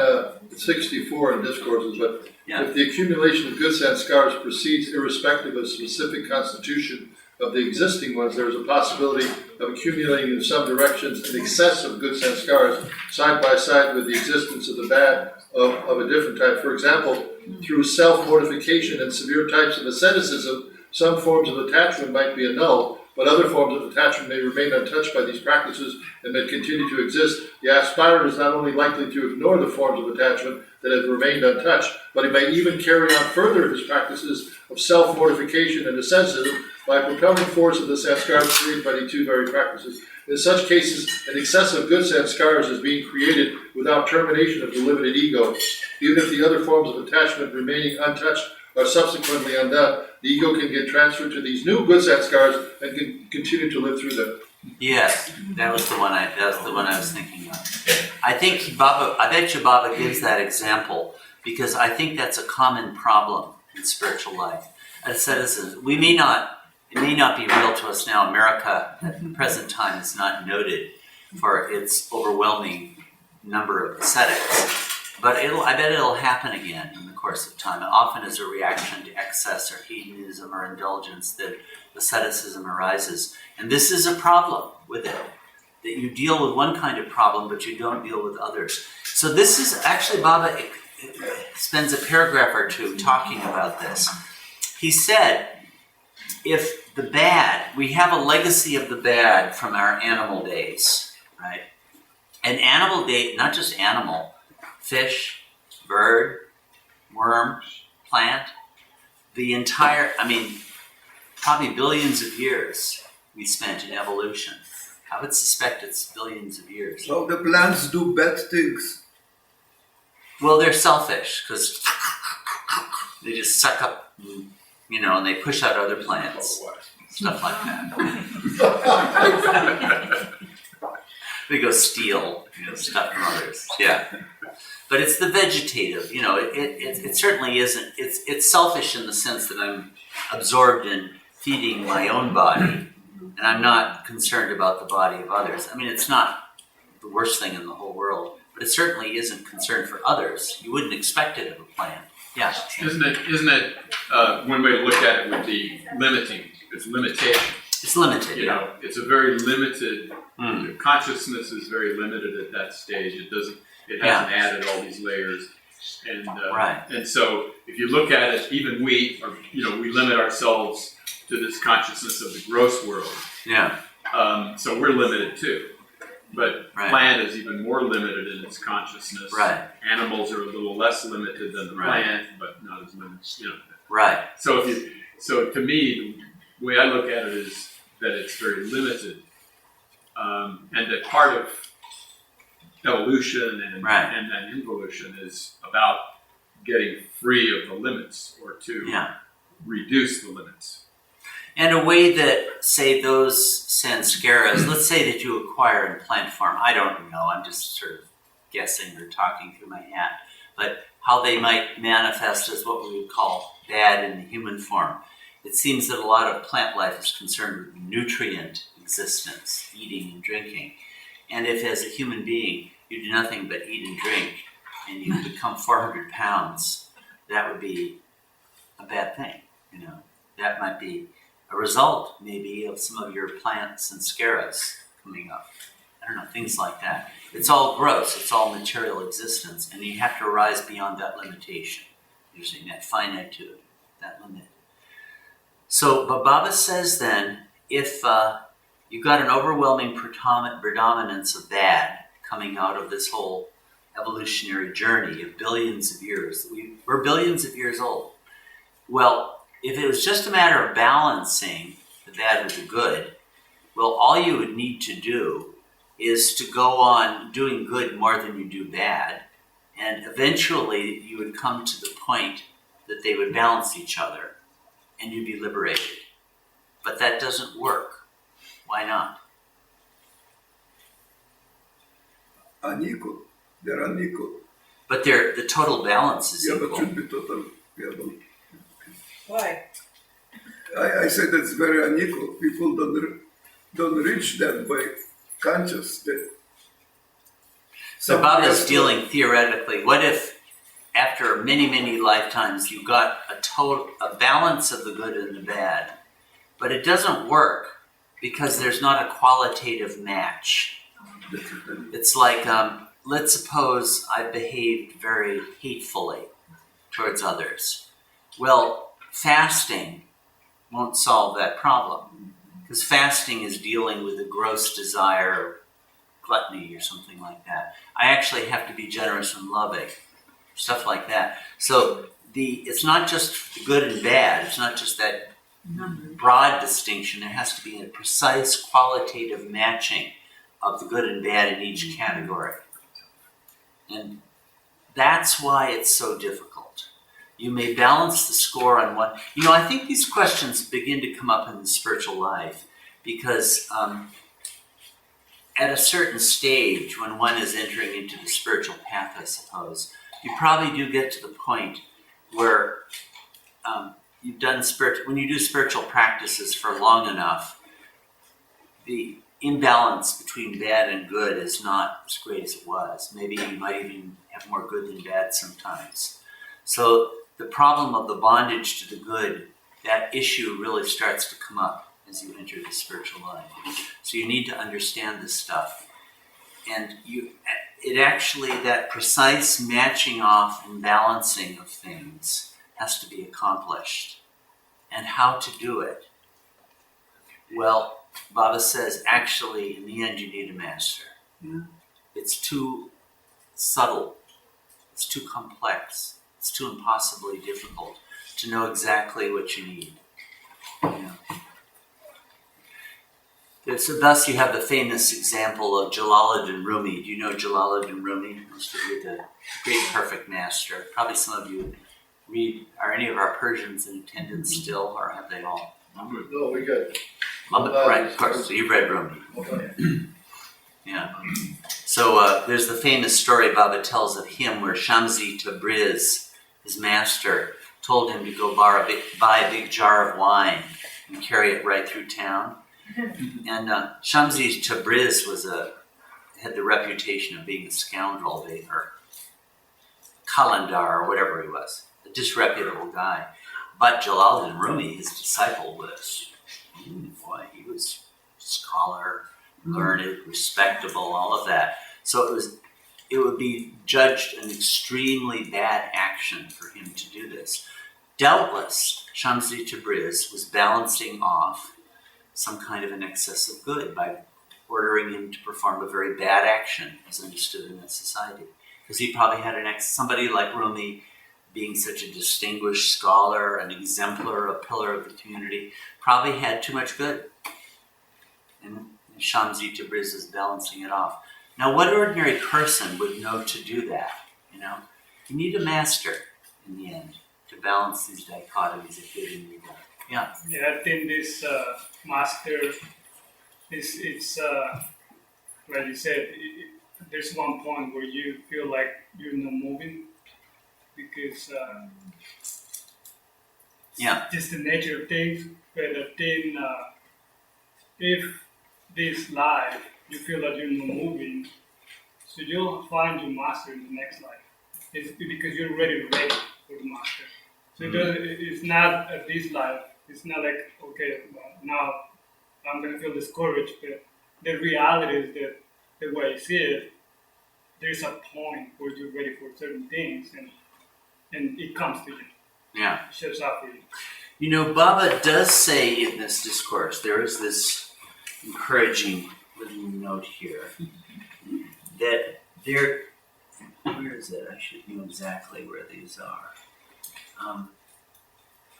You do have a tendency, I'm not quite remembering.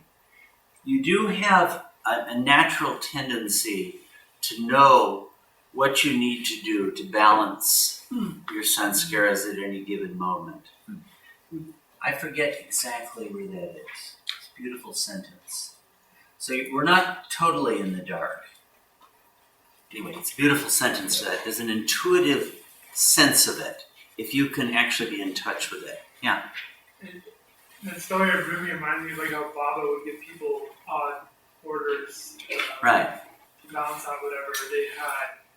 And now that Baba's left his body, but he's still here, do you think Baba lovers like us, that he may be doing some sort of balancing act with us as well? But you're different. What do you think? I don't know. What do you think? Well, just like in the last line you said, there's a natural tendency. Maybe that is stronger. It's hard to tell. I like to think yes. I don't know. I do think now that the Mandali era is over, we're going to start to see new things in Baba's community as time goes on. And we may see people sort of doing spiritual practices that shock us a bit, And there was a tradition in Islam. Is it the Qalandars? I think it might be them. There was a who would perform actions, deliberately perform actions that would cause them to be condemned. I read a book about this, and I've forgotten what they were called. But they wouldn't do those actions because they wanted to do them. They would do them so that their societies would condemn them, because they wanted condemnation to come on their heads to efface their egos. You know, like that. That was actually their motive. We'll probably see people like that, who out of spiritual practice will, okay, let's suppose, you know Ali Shah, the Must?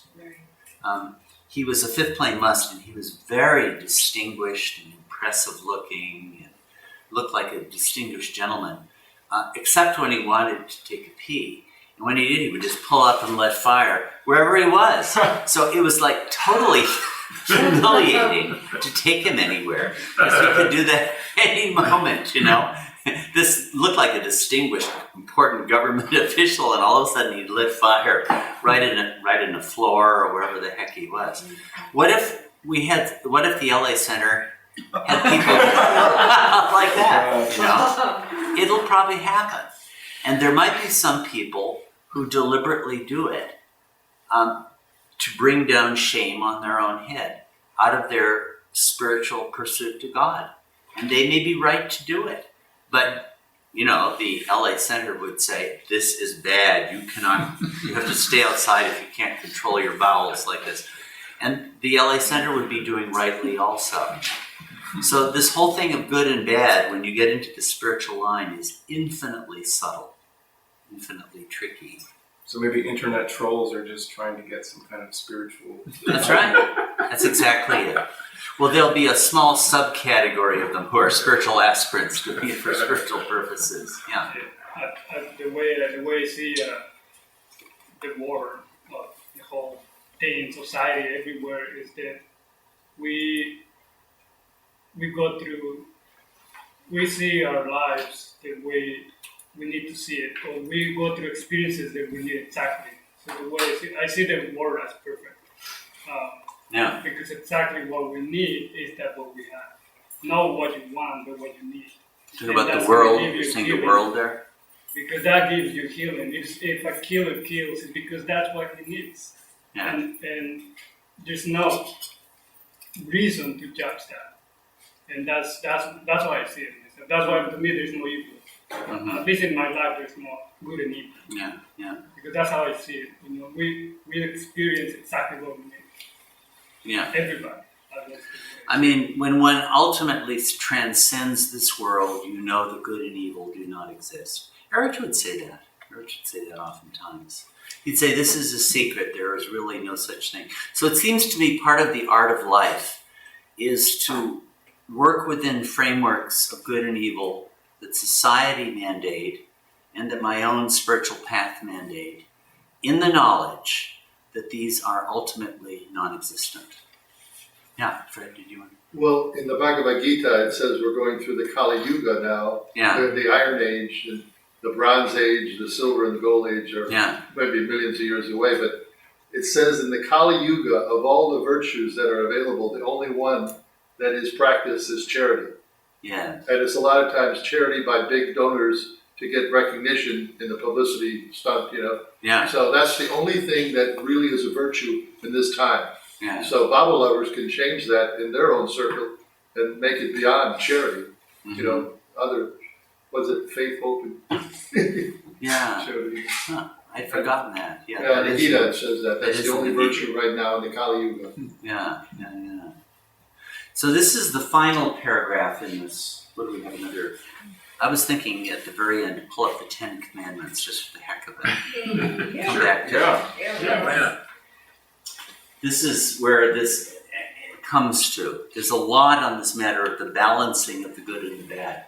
When there is an exact balancing and overlapping, he keeps using that word, good and bad sanskaras, they both disappear, with the result that what remains is a clean slate of mind on which nothing is written, and which therefore reflects the truth as it is, without perversion. By the way, it's not in this discourse, but elsewhere he says, bondage to the good is like being bound by golden chains. Bondage, oh, and I also want to say this. He says just before this, a little bit earlier, he said the problem with bondage to the bad versus bondage to the good.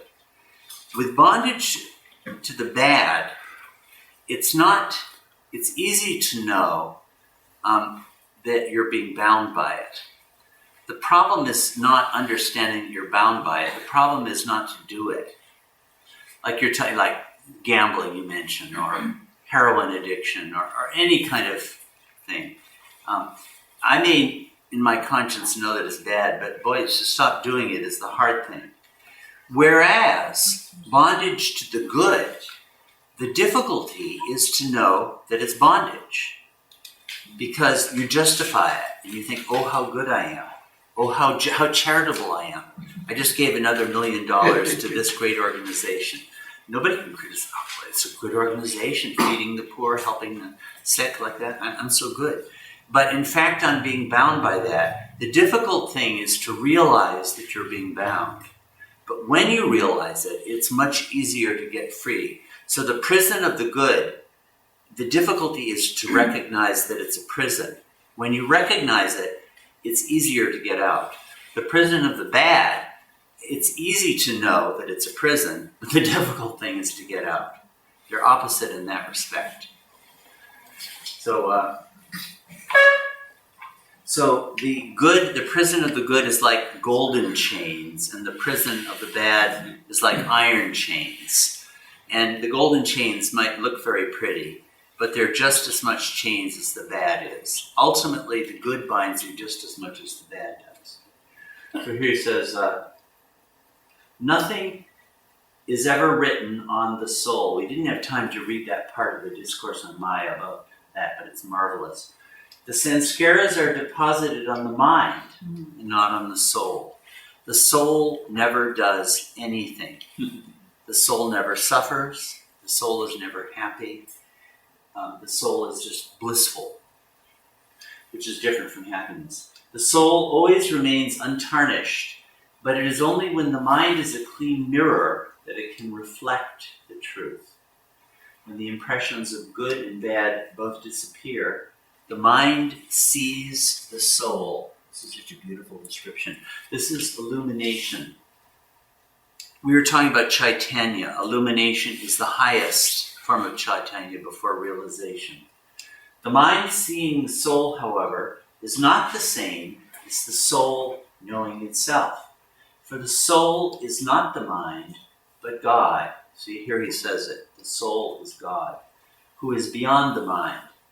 Therefore, even after the mind has seen the soul, it has to be merged in the soul if the soul is to know itself in truth. This is realization.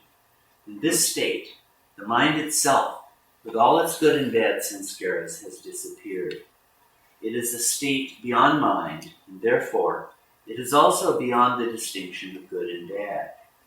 From the point of view of this state, there is only one indivisible existence, characterized by infinite love, peace, bliss, and knowledge. The perpetual strife between good and evil has disappeared, because there is neither good nor evil, only one inclusive and undivided life of God. So in the highest truth, there is no such thing as good and evil. That's the ultimate truth. Like yesterday we read, Maya seems to be real, and Maya seems to be infinite. But in the truth of realization, you know that Maya does not exist in reality. The same is true of good and evil ultimately also. Let's take a little look at the 10 Commandments, just for the heck of it. Because this is, in the Western world, this has played such a big role. And they're supposed to have been given to Moses, who seems like he was a big dude. Seems like he was probably one of the masters of sorts. By the way, did you know that the 10 Commandments take different forms? In Judaism, it's different. than it is in Christian formulation. Here's one by Origen, who was a very great Christian theologian, died about 250, and St. Augustine has another version. Which one do you want to go with? Saint Augustine. Huh? Saint Augustine. Okay. He was a very, maybe six-plane. So, I am the Lord thy God. Here's the thing. When I hear people say, are there moral absolutes? Okay. Our whole discussion today, it seems to me, kind of unpacks that. Here's what I would say in a nutshell. Nothing within creation can be an absolute. But the absolute does exist. The absolute is the reality, paramarthikasata, God. That is the absolute. And ethical systems should be framed to help lead towards the absolute. So the best ethical system is one that will be oriented. It's like the Qibla in Islam. Qibla, you always pray towards the Kaaba. You always orient yourself towards the Kaaba when you're doing your prayers. Similarly, an ethical system should always be oriented towards the absolute or towards God or the truth. So there is a relationship between the absolute and ethical systems. Okay, I am the Lord thy God. Thou shalt not have strange gods before me. Thou shalt not take the name of the Lord thy God in vain. Remember to keep holy the Lord's day. Honor thy father and mother. Thou shalt not kill. Thou shalt not commit adultery. Thou shalt not steal. Thou shalt not bear false witness against thy neighbor. Thou shalt not covet thy neighbor's wife. Thou shalt not covet thy neighbor's goods. Now, I remember Eric talking about this, and I'm almost certain that he was quoting Baba. That Baba was once saying, these are written in your own heart. Talking about the Ten Commandments. Okay.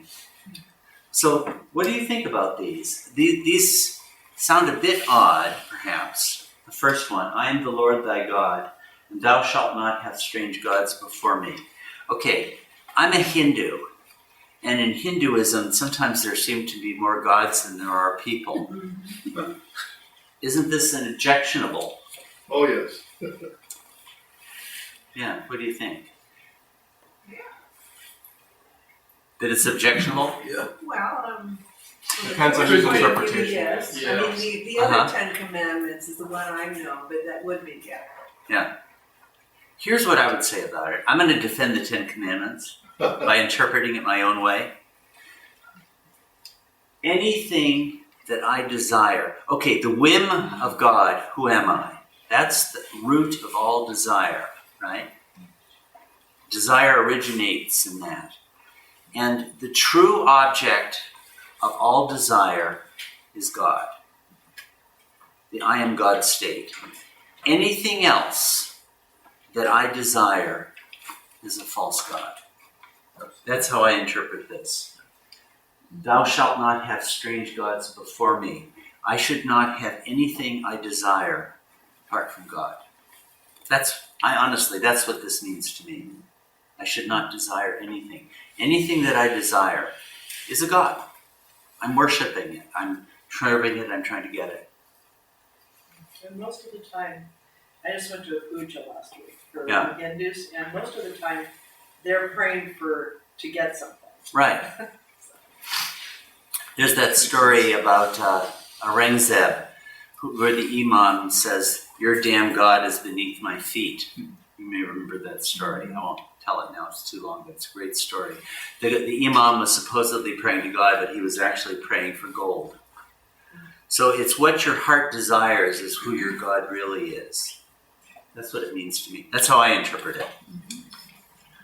Now, this second one I don't exactly understand. Does anybody know better? Thou shalt not take. Well, in Catholic school, if you said GED, they didn't like you saying that, or JC. If you said that out loud. I'm just using it as a swear. Swear word? Using God's name as a swear. In fact, a couple times in school, some kid would do that, and the nun would say, "Oh, you just committed a sin. Sin. Yeah. Moses must have had something, or Yahweh must have had something deeper in mind. That seems kind of trivial. How does it read in Judaism and the other? Is it the same? Doesn't waste kind of mean vain waste kind of? In vain, thou shalt not take the name of the Lord thy God in vain. Very I've similar. heard that interpreted as thou committing evil and saying that's what God wants, like, jihads, that, that kind of stuff. Oh, that's a good point. That would make sense. Carol has a comment. Yeah. Don't quote me on this. I've read someplace, did Baba say something, or someone said something, when I hear my name, it's like you're calling to me from your heart. So maybe it's something to do. When you call to God, it should be sincere. Right. Like, saying prayers insincerely, rituals that are not sincere. Oh my God. Yeah. Going to church, going to, the communion, doing the salat in Islam, doing, all these prayers, and meanwhile you're thinking, Baba criticizes that a lot. He the religion Baba really criticized the most, which one it was? Zoroastrianism. And I think it was courtesy. It's kind of when you criticize your own religion, it's kind of being courteous to others. So he would really go after the Zoroastrians, and they would be, saying their prayers while watching all the vendors of vegetables in the streets, and between prayers asking what the price was. He's saying how ridiculous this is, like that. Maybe that's what this is, where you're actually calling on God, but you don't mean it. Yeah, right. That would make sense. That would make sense. Empty rituals. Remember the Sabbath day and keep it holy. Well, I don't know. Are we working today? Does it mean you can't work on Sunday? Or which is this? Is it Saturday? Depends on which. Well, depends if you're Seventh-day Adventist or. Saturday. Everybody marks out their territory. Yeah. And if you get it wrong, you get up to St. Peter's Gate and say, you had the day wrong, man. Hell for you. But don't you think it's a way of reminding people that on some regular basis, dedicate some time and focus on what's holy? That's what it means to me too. Make it a practice. Certain things in your life, give them to God. You can't do everything. It's like the Greeks, when they slaughtered an oxen, they'd give to Zeus the thigh bone. Well, the idea is give something, Don't remember God and give something to God. In the end, you jump in the fire and you get annihilated and you go through Mononash. That's what it's all for. But since you can't do that yet, reserve something for God. That makes sense to me. So it's sort of like, I would universalize this, not just times of the week, times of the day, but in everything. Put something, give God a place. Mara had that wonderful thing she said, remember that it's not the speed with which you fulfill the goals of your life, but the time that you spare and want to share with your beloved that really matters. You remember that? That was her last message. The time that you spare and want to share with your beloved that really matters. To me, she was articulating this commandment, remember the Sabbath day and keep it holy. Yeah. Well, also it gives a day off, to animals too. I don't know if the other version or whatever version I know of says any work animals you have are supposed to have a day off. Yeah. Remember the Lord's day, keep it holy. Remember to keep holy the Lord's day. It's there in all. We wouldn't have any weekends if this hadn't been there, maybe. Mm-hmm. Yeah, that's one thing, to slow down the mind, to give people a rest. Probably it was God's compassion, because people would get driven more and more and more and would never stop. It was probably mercy to humankind. Slave drivers would. Yeah. It sort of reminds me what's going on with Thanksgiving Day. Yeah. Some outdoor fitter company is giving their employees off Black REI. Friday. What was the name of that? REI. REI, because they say they should be with their family, and all these other retailers are saying they're nuts. This is the big shopping day of the year, Black Friday. And so, but isn't that something? Yeah. They are choosing to give their employees off, which is sort of very, nice. Important. There's another question. In Jerusalem, Yeah.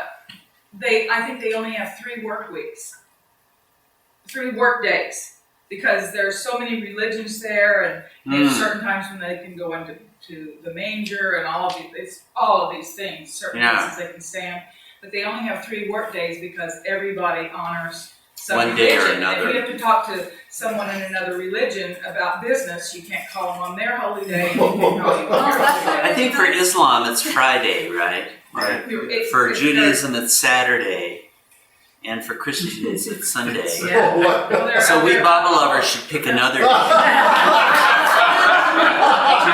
Tuesday, okay. We have our meeting on Mondays at my house. Okay, we can have a big fight over this subject. I think maybe the Greek Orthodox or something have a different day. Oh, all right. You know, but all the religions are there, but they only have certain times they can do. Yeah. It's just, yeah.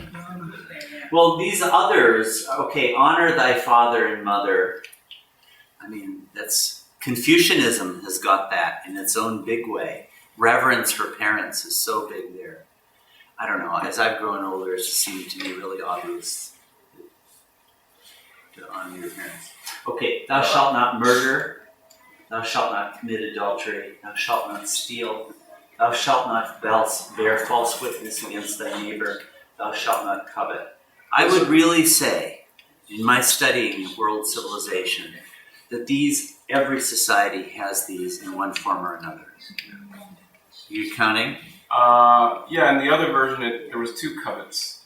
No, I am the Lord thy God is a friend. Yeah, they are different. And goods. Honor thy, see, they count them differently.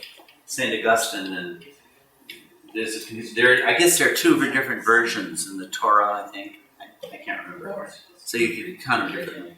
Honor thy father and mother, thou shalt not kill, thou shalt not commit adultery, thou shalt not steal, thou shalt not bear false witness against thy neighbor, thou shalt not covet thy neighbor's wife, thou shalt not covet thy neighbor's Well, they're wife. big into neighbors there.